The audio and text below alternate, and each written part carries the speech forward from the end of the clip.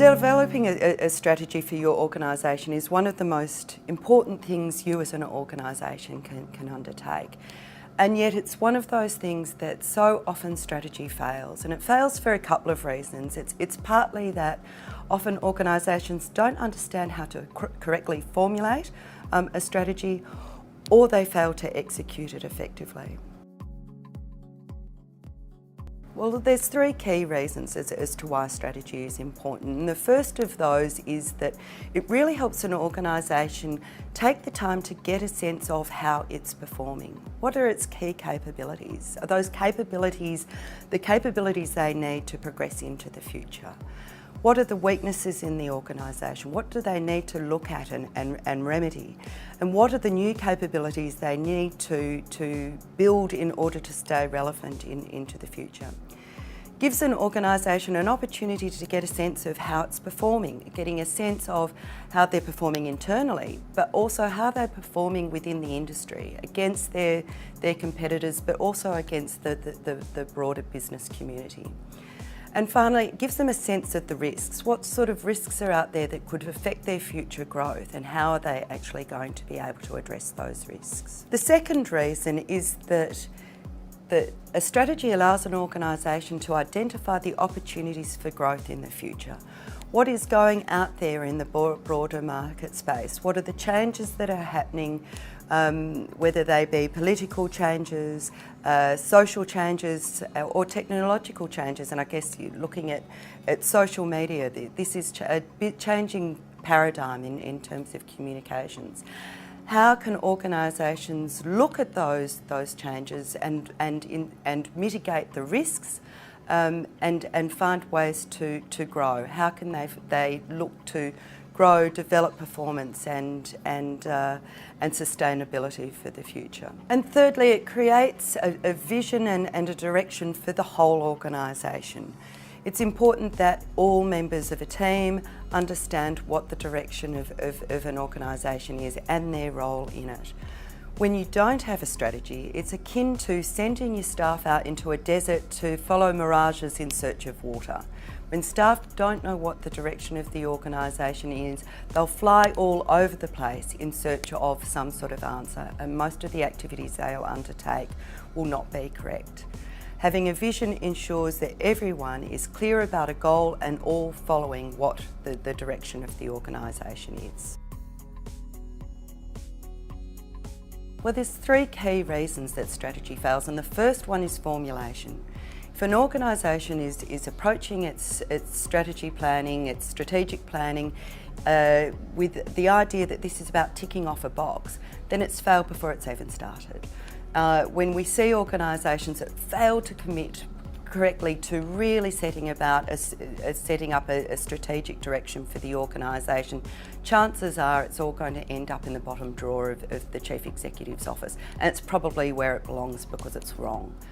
The second reason strategy fails is that these strategies, these ideas, these directions for the future are developed, but the organisation's operations, its structure, its technological structure, its human resources structure aren't aligned with what that strategy is. So it becomes locked when it meets with the actual organisational processes. And the third reason is that it fails to execute because the organisation has failed to get the engagement of staff and stakeholders to deliver on the strategy. If strategy is developed just by the executive team and then they just expect the staff to follow through, that's when they're going to have resistance. And if you've got staff resisting the change that comes with strategy, then your strategy's failed from the outset. So there's 7 ways that an organisation can go about developing a winning strategy. The first one is engage the right people. Now the obvious thing, of course, is to engage the executive team, and that's important. But it's really worth, when you're trying to get strategy across an organisation, look at the other important people in your organisation. Who are the other people who in your organisation who influence the culture, who have influence across different departments and groups? bring those people on board. Not only will they be able to really clearly give you information about what's happening across the organisation, they will be fundamental in helping you actually execute that strategy. Secondly, create the right environment. Don't have a strategy day in the boardroom in the organisation. We all know what happens when we do that.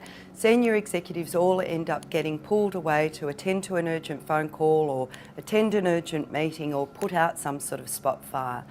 Give it the cred that it's due, take it off site, give it a good couple of days where everyone's on board and focused just on the development of that strategy. Also, accept the messy bits. Strategy, when you first get started, those first few hours are messy. That's part of the process. Accept it for what it is. Don't start getting angry and stressed and feeling like you want to get out of it. Just accept it as part of the process and know that as you keep working through, that strategy becomes more and more refined and becomes clearer for all. Also, give it the time for formulation. A strategy is never going to formulate over a couple of days.